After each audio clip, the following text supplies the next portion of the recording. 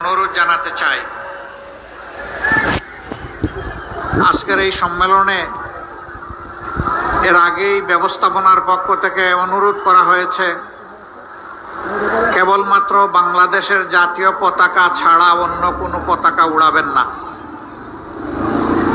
বাকি পতাকাগুলো আপনারা গুটিয়ে ফেলুন, শুধু বাংলাদেশের জাতীয় পতাকা হাতে থাকবে। 2 নম্বর, আপনারা আপনাদের সামনে দেখতে পাচ্ছেন এখানে সাংবাদিক বন্ধুরা আছেন, তারা তাদের পেশাগত দায়িত্ব পালনের জন্য তাদেরকে এইভাবে দাঁড়াতে হবে। তাদের পিছনে আপনারা যারা আছেন তারা একটু ধৈর্য ধরবেন, তাদেরকে পেশাগত দায়িত্ব পালনে সহযোগিতা করবেন। আমার মনে হয় যে আমি আমার অনুরোধ আপনাদেরকে পৌঁছাতে পেরেছি। আপনারা এখন আমাকে সহযোগিতা করুন এবং কথা বন্ধ করুন। আলহামদুলিল্লাহ রাব্বিল আলামিন ওয়াসসালাতু ওয়াসসালামু আলা রাসূলিহিল কারীম ওয়া আলা আলিহি ওয়া সাহবিহি ওয়া আহলি বাইতি আজমাইন, আম্মা বা'দ। ফাআউযু বিল্লাহি মিনাশ শাইতানির রাজীম। বিসমিল্লাহির রাহমানির রহিম। রব্বি শরহ লি সাদরি ওয়া ইয়াসসির লি আমরি ওয়াহলুল উকদাতাম মিন লিসানি ইয়াফকাহু কাওলি। বাংলাদেশ জামাত ইসলামী ঐতিহ্যবাহী দিনাজপুর জেলা শাখা কর্তৃক আয়োজিত আজকের এই বিশাল কর্মী সম্মেলনের সম্মানিত সভাপতি, বাংলাদেশ জামাত ইসলামী দিনাজপুর জেলা শাখার সম্মানিত আমির জনাব অধ্যক্ষ আনিসুর রহমান, বিশেষ অতিথি বাংলাদেশ জামাতে ইসলামীর কেন্দ্রীয় নির্বাহী পরিষদ সদস্য সহকারী সেক্রেটারি জেনারেল জনাব মৌলানা আবুল হাসানাত মোহাম্মদ আব্দুল হালিম, অন্যান্য বিশেষ অতিথি এবং অতিথিবৃন্দ, বন্ধু সংগঠনের সম্মানিত নেতৃবৃন্দ, বিভিন্ন ধর্মীয় নেতৃবৃন্দ এবং বিশিষ্ট ব্যক্তিবর্গ, কর্মী সম্মেলনে উপস্থিত সহকর্মীবৃন্দ, সাংবাদিক ভাই এবং বন্ধুরা, আমি আল্লাহ তাবারক ওয়া তাআলার শুকরিয়া আদায় করছি যে রব্বুল আলামিন ছাত্র জনতার নেতৃত্বে 24 জুলাই আগস্টে বাংলাদেশের জনগণকে শান্তি এবং মুক্তির স্বাদ উপহার দিয়েছেন। আলহামদুলিল্লাহ। আমাদের গর্বিত সন্তানেরা জীবন বাজি রেখে সেদিন গুলির সামনে বুক পেতে দিয়ে যে লড়াই করেছিল, সেই লড়াইয়ের ফসল আজকে নতুন বাংলাদেশ। তাদের এই ত্যাগ এবং কুরবানির কারণে, তাদের সাথে গোটা জাতির সংহতি প্রকাশ করার কারণে, তাদের পাশে দাঁড়িয়ে লড়াই করার কারণে অসংখ্য শহীদের রক্তের ফোঁটা এবং মজলুমানের চোখের পানির ফোঁটা মহান রবের দরবারে কবুল হওয়ার কারণে আজকে এই নতুন বাংলাদেশ আমরা পেয়েছি। সুতরাং বাংলাদেশের সকল দল মতের বন্ধুদেরকে আমি আহ্বান জানাবো, আমাদের যে সন্তানদের ত্যাগের ফসল হিসাবে অসংখ্য লাশ আর পঙ্গুত্বের বিনিময়ে নতুন বাংলাদেশ পেয়েছি, আমরা যেন এমন কোনো কথা না বলি, এমন কোনো আচরণ না করি যেই কথা এবং আচরণ আমাদের সন্তানদের মনে কষ্টের উদ্রেক করতে পারে। তাদের প্রতি ভালোবাসা উপহার দিন, তাদের সেন্টিমেন্ট এবং আকাঙ্ক্ষাকে উপলব্ধি করার সুযোগ গ্রহণ করুন এবং তাদের প্রতি সম্মান প্রদর্শন করুন। 2006 সালের 28 অক্টোবর থেকে শুরু করে 2024 সালের 5 আগস্ট পর্যন্ত একটি দলের এবং পরবর্তী পর্যায়ে স্বৈর শাসকের হাতে বাংলাদেশের যে সমস্ত মানুষ নিহত হয়েছেন, আমি তাদের প্রতি গভীর শ্রদ্ধা জ্ঞাপন করছি।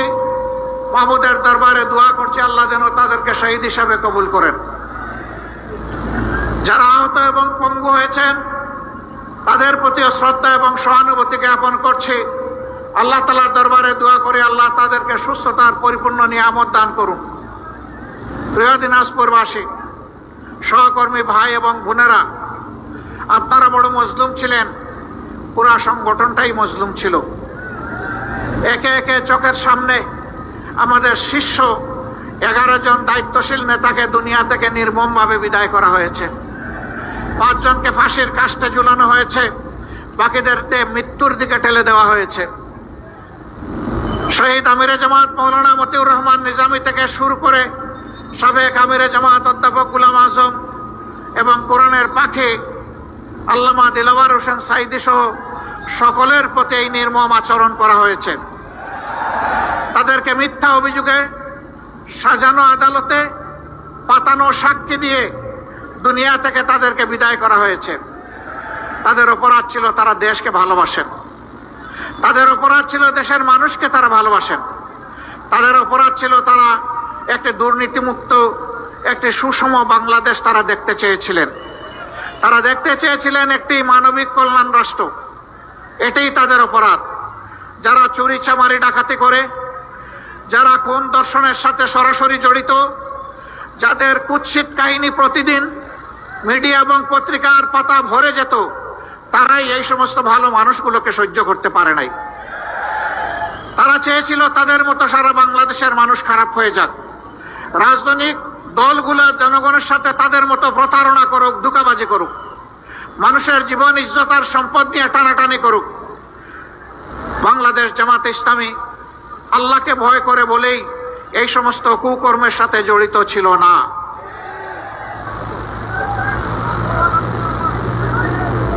বাংলাদেশের সব কয়টি কার্যালয় আমাদের বন্ধ করে দিয়েছিল, আমাদের দলের নিবন্ধন কেড়ে নিয়েছে, আমাদেরকে নিষিদ্ধ করেছে, আমাদেরকে দফায় দফায় মামলা দিয়ে লক্ষ লক্ষ সহকর্মীকে, ভাই বোনদেরকে, কুলের শিশুকে পর্যন্ত তারা জেলে নিক্ষেপ করেছে। 90 বছরের বৃদ্ধ বৃদ্ধাকেও তারা রেহাই দেয়নি। শুধু বাংলাদেশ জামাতে ইসলামী না, এদেশের দেশপ্রেমিক সকল সংগঠনকে প্রতিপক্ষ এবং দুশ্মন সাব্যস্ত করে সকলের প্রতি একই আচরণ করেছে। আলিম উলামাকে কষ্ট দিয়েছে, খুন করেছে, হাফিজদেরকে খুন করেছে, এতিমদেরকে খুন করেছে। তারপরে উপহাস করে বলেছে শাপলা চত্বরে মানুষ মারা যায়নি, রক্ত সেখানে ঝরেনি, হেফাজতের নেতারা সেখানে লাল রং ছিটিয়ে দিয়েছিল। কত নিম্নমানের রুচি হলে মানুষ খুন করার পর এইরকম কুরুচিপূর্ণ কথা শাসক গোষ্ঠীর পক্ষ থেকে বলতে পারে? সম্মানিত ভাই ও বোনেরা, আপনারা শান্তিতে নিজের ঘর বাড়িতে থাকতে পারেন নাই, পেশাগত দায়িত্ব পালন করতে পারেন নাই, ছোটখাটো ব্যবসা করতে পারেন নাই, স্বস্তিতে সমাজে চলাফেরা করতে পারেন নাই। আমরা কি আফ্রিকার জঙ্গল থেকে এসেছিলাম? আল্লাহ তাআলা এই দেশের মাটিতে আমাদেরকে জন্ম দিয়েছিলেন। কেন এই অবস্থা কেন হয়েছিল? তাদের এই অবস্থা কেন হয়েছিল আমি আগেই জবাব দিয়েছি।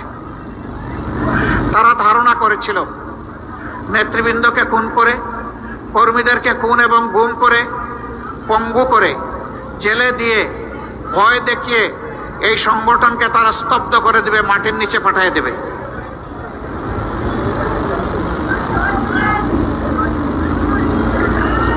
মাইকে বোধহয় সমস্যা হচ্ছে, একটু খেয়াল করুন। হ্যাঁ, ঠিক হয়ে গেছে আলহামদুলিল্লাহ। যাদের একটু কম শুনবেন তারা একটু ধৈর্য ধরে একটু অপেক্ষা করেন। সম্মানিত ভাইয়েরা,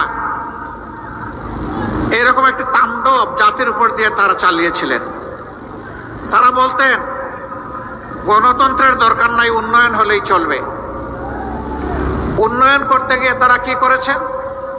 তারা রোডের বদলে বাঁশ উপহার দিয়েছেন, সিমেন্টের সাথে ছাই মিশিয়ে দিয়েছেন। বাংলাদেশ থেকে লক্ষ কোটি টাকা, 26 লক্ষ কোটি টাকা চুরি করে বিদেশে পাচার করেছে। অন্যায় যখনই করেছেন, অন্যায়ের প্রতিবাদ আমরা তখনই করেছি। আমাদেরকে একটা মিটিং মিছিল করার সুযোগ দেওয়া হয়নি, কিন্তু তাই বলে আমরা বসে থাকিনি। যখনই দেশ এবং জনগণের বিপক্ষে সরকার অবস্থান নিয়েছে, আমাদের সর্বোচ্চ সামর্থ্য অনুযায়ী আমরা রাস্তায় নেমে পড়েছি। আমরা যখনই একটা মিছিল করতাম আমরা বুঝতাম আজকে আমাদের কয়েকটা লোক খুন হতে পারে, এখান থেকে ধরে নিয়ে গুম করে ফেলতে পারে, গুলি করে পঙ্গু বানিয়ে ফেলতে পারে, মামলা দিয়ে জেলে নিতে পারে। তারপরেও শুধু আল্লাহকে পরোয়া করে এগুলাকে আমরা পরোয়া করি নাই। আমরা বাংলাদেশের মানুষের সাথে ছিলাম। যেখানে এই খরা দুর্ভিক্ষ, যেখানে এই বন্যার থাবা, যেখানে এই বিভিন্ন ধরনের প্রাকৃতিক বিপর্যয় এসেছে, একটা মজলুম সংগঠন হয়েও সবার আগে মানবিক দায়িত্ব পালনের জন্য আমরা আমাদের ভাই বোনদের কাছে পৌঁছে গেছি। আমরা চেষ্টা করেছি পুরা 15.5 বৎসর জুড়ে আমরা এইভাবেই তিলে তিলে চেষ্টা করেছি। ওরা ওগুলাও সহ্য করতে পারে নাই, বিভিন্ন জায়গায় আমাদেরকে হুমকি ধমকি দিয়েছে। বন্যায় দেশ ভাসছে, নিজেরা কিছু করে না, মানুষ জনগণের কাছে যাবে একটু সহানুভূতি ভালোবাসা নিয়ে, সেইটাও সহ্য করে না। আমি আপনাদের এই পাশের জেলা কুড়িগ্রামের রৌমারীতে গেলাম বন্যায়, সেখানে কিছু কাজ করার জন্য। দেখি যে আমার পাশে নেতৃবৃন্দ কি জানি টেলিফোনে শুধু কুসকাস করে। আমি বুঝলাম সামথিং রং। পাশে এনে জিজ্ঞেস করে জানলাম যে থানা থেকে তাদের উপর প্রেসার ক্রিয়েট করা হচ্ছে। কে এসেছেন, কি করছেন, কোথায় যাবেন? আমি তাদেরকে বললাম সব জানিয়ে দিন। জনগণের পাশে দাঁড়ানোর কারণে যদি এখান থেকে আমাকে গ্রেফতার করে, শতবার গ্রেফতার করো, আমি এটা পরোয়া করি না। মানুষ দেখো ওরা কিছু করে না, আমরা কিছু করতে গেলে আমাদেরকে করতেও দেয় না। সম্মানিত ভাইয়েরা, এই ধরনের আচরণ পুরাটা সময় জুড়েই আমাদের সাথে করেছে। আমরা তাই বলে কি দমে যাব? আমরা আক্রান্ত আহত হয়ে আমরা আদালতে বিচার পাইনি। এখানে একজন ভাই বলে গেলেন, এই এলাকারই একজন বিচারক, তিনি বলেছিলেন তিনি নাকি শপথবদ্ধ রাজনীতিবিদ। আমি বলি ভুল বলেছেন, আপনি শপথ ভঙ্গ রাজনীতিবিদ। আপনি যখন বিচারকের শপথ নেন, সেই শপথে লেখা ছিল কোন রাগ অনুরাগের বশবর্তী হয়ে আপনি কোন রায় দেবেন না। অথচ আপনি একটি রাজনৈতিক দলের পক্ষ নিয়েছিলেন, আপনি ছিলেন পক্ষপাত দুষ্ট, অতএব আপনি করেছেন আপনার শপথ ভঙ্গ। এই শপথ ভঙ্গের কারণেই তার বিরুদ্ধে ফৌজদারি মামলা হতে পারে।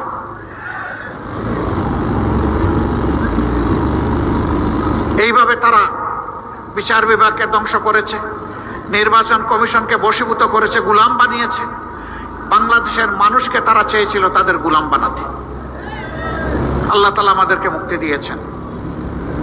অতীতে যারা আমাদের বিরুদ্ধে ষড়যন্ত্র করে আঘাত দিয়ে কষ্ট দিয়ে মনে করেছিলেন এই দেশ থেকে নিশ্চিহ্ন করে দেবেন, আমি মহান আল্লাহর পর ভরসা করে তাদেরকে জানাতে চাই, যত ষড়যন্ত্র করবেন, যত আঘাত দিবেন, আল্লাহ তাআলা এই সংগঠনকে তত বেশি আগিয়ে দিবেন। কারণ আমরা মানবতার জন্য কাজ করি, আমাদের একটা মানবিক হৃদয় আছে, হার্ট আছে। এখানে একজন হিন্দু ধর্মের সম্মানিত নেতা ভাই, একটা কলেজের তিনি অধ্যক্ষ ছিলেন, তিনি বলেছেন এমন একটা বাংলাদেশে আমরা বসবাস করতে চাই যেই বাংলাদেশে আমাদেরকে আর আতঙ্কে থাকতে হবে না। আমি তাদেরকে বলি, কারা আতঙ্কমুক্ত বাংলাদেশ দিতে পারবে সেই দলটাকে খুঁজে বের করুন। যারা এই 54 বছর আপনাদের জমি জমা অবৈধভাবে দখল করে নাই, আপনাদের সম্পদ লুণ্ঠন করে নাই, আপনাদের ইজ্জতের উপরে হাত দেয় নাই, সেই দলকে ইনশাআল্লাহ আপনারা খুঁজে পাবেন। একটু বিবেক দিয়ে, বিবেকের চক্ষু দিয়ে দেখলেই পেয়ে যাবেন। আমি খুব দূরে যাব না, এখন তাকে মাত্র 6 মাস পেছনে যাব। 5 আগস্ট এই দেশে একটা যুগান্তকারী পরিবর্তন হয়েছে। কেউ বলছে গণবিপ্লব, কেউ বলছে গণ অভ্যুত্থান, যে যেভাবেই বলুক। আমরা প্রথম দিন থেকে সচেতন ছিলাম, একটা কুচক্রী মহল, বরাবর যাদের খাসলত খারাপ, তারাই আবার সমাজে একটা বিশৃঙ্খলা সৃষ্টি করতে পারে। এই জন্য আমরা আমাদের প্রিয় সহকর্মী এবং দেশবাসীদেরকে আহ্বান জানিয়েছিলাম, অনুরোধ করেছিলাম, মেহেরবানি করে ধৈর্য ধরুন, শান্ত থাকো। শৃঙ্খলা প্রতিষ্ঠায় সহযোগিতা করুন। এর আগে ওবায়দুল কাদের সাহেব কয়েকবার বলেছেন, আওয়ামী লীগ ক্ষমতা থেকে বিদায় নিলে তাদের রাজনৈতিক প্রতিপক্ষের হাতে 2 দিনের ভিতরে, ক্ষমতা থেকে পালানোর বা বিদায় নেওয়ার 2 দিনের ভিতরে তাদের 5 লক্ষ নেতাকর্মীকে খুন করা হবে। তাদের 5 লক্ষ নেতাকর্মী খুন হয়েছে? 550 5 জন কেন হয় না? এই কারণে তাদের হাত মানুষের রক্তে লাল থাকতে পারে, তাদের চোখ খুনের নেশায় সব সময় মাতাল হতে পারে, কিন্তু বাংলাদেশের জনগণ তাদের মতো নয়।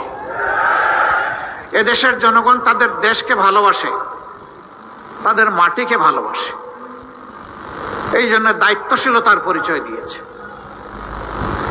এরপরে মাঝে মধ্যে 2-1টা খুনের ঘটনা ঘটেছে, আমরা ওগুলা নিন্দা করেছি, বিচার দাবি করেছি।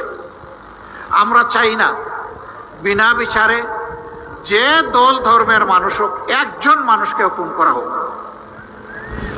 কেউ দোষী হলে বিচারের মাধ্যমে হবে, তবে অবশ্যই বিচারের নামে অবিচারের মাধ্যমে নয়, সুবিচারের মাধ্যমে। কেউ যদি অপরাধ করে তাকে শাস্তি দিতে হবে। বিগত সরকার সুবিচারকে নির্বাসনে পাঠিয়েছিল, এই জন্যই বিচারপতিরা দম্ভভরে বলতে পেরেছিল যে আমরা শপথবদ্ধ রাজনীতিবিদ। এই কথার যারা প্রতিবাদ করেছিল সেই আইনজীবীদেরকে পরবর্তী পর্যায়ে হেনস্থ করা হয়েছে।